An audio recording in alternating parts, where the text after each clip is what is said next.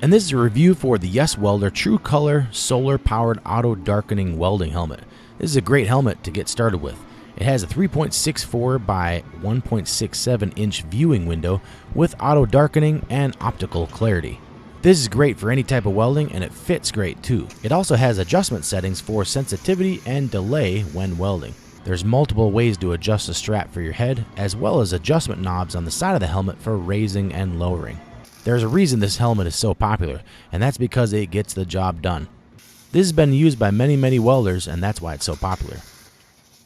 This is a great helmet I can highly recommend. If you're in need of a helmet, definitely pick up one of these.